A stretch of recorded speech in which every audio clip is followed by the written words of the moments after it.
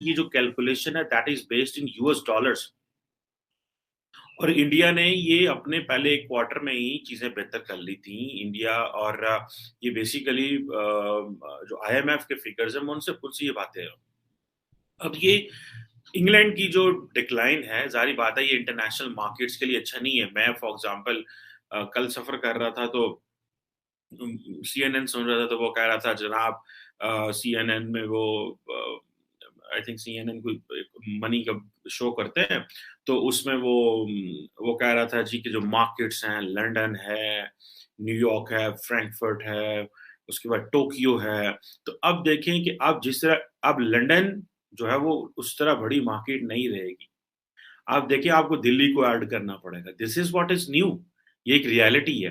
अब ये जो यूके का जो डिक्लाइन है इंटरनेशनल रैंकिंग में, जारी बात है जिन लोगों ने, खासतौर पे पाकिस्तानियों ने बहुत सारा पैसा इंग्लैंड में लगाया हुआ है और पूरी दुनिया से पैसा इंग्लैंड में जाता है, तो वो पैसा जो है वो अब लोग कंसर्न हो जाए कि भाई इकोनॉमी तो नीचे जा रही है।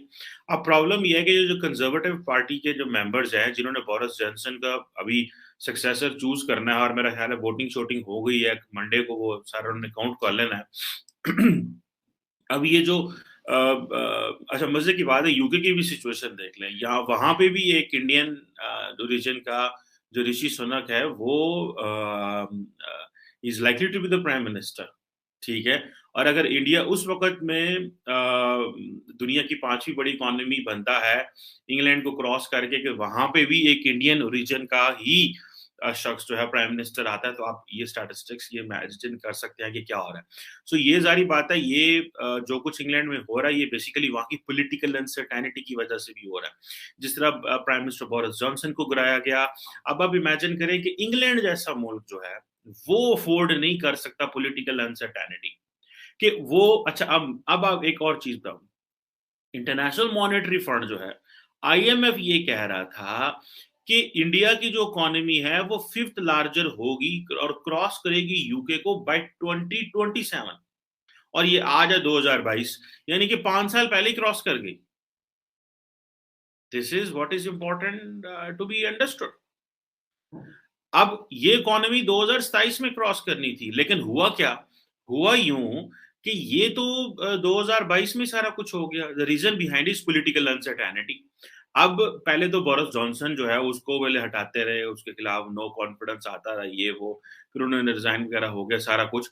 तो अभी वो जो, तो अब आप इमेजिन करें कि अगर इतनी बड़ी इकोनॉमी पॉलिटिकल अनसर्टेनिटी को शेक को संभाल नहीं सकी, तो पाकिस्तान जैसा मुल्क जहां पे 300-350 डॉलर की जीडीपी हो, जहां पे इन्फ्लेशन ऑलरेडी बहुत ज्यादा हो, आईएमएफ के प्रोग्राम चल रहे हो, वो पॉलिटिकल अनसर्टेनिटी को संभाल सकता है? ये तो हमारे अक्लमंद सियासतदानों से को पूछे, जो सारा टाइम सिर्फ अपनी ईगो के लिए सियासत करते हैं। वो सियासत इसलिए करते हैं क्योंकि वो पॉपुलर है, तो वो कहते हैं मेरा हक है वजीर आजम बनना क्योंकि मैं पॉपुलर हूं। तो वो ना तो वो पार्लियामेंट को मानते हैं, ना वो कॉन्स्टिट्यूशन को मानते हैं। तो अगर इंग्लैंड पीछे रह जाता है, इंग्लैंड की पॉलिटिकल अनसर्टेनिटी वहां पे मसाइल पैदा कर सकती है। तो अब आप इमेजिन कर ले कि हम लोग कहाँ खड़े हुए हैं। और ये बड़ा क्लासिकल केस है, ये आईएमएफ की प्रोजेक्शन थी। ये आईएमएफ की प्रोजेक्शन थी और फोरकास्ट था कि इंडिया पांचवी बड़ी इकोनॉमी बनेगा बाय 2027। लेकिन ये सिर्फ ये जो फाइनेंशियल क्राइसिस भी हालांकि 2008 में आए, 2020 में पेंडेमिक आई, तब भी कोई मसला नहीं था। The economies were performing.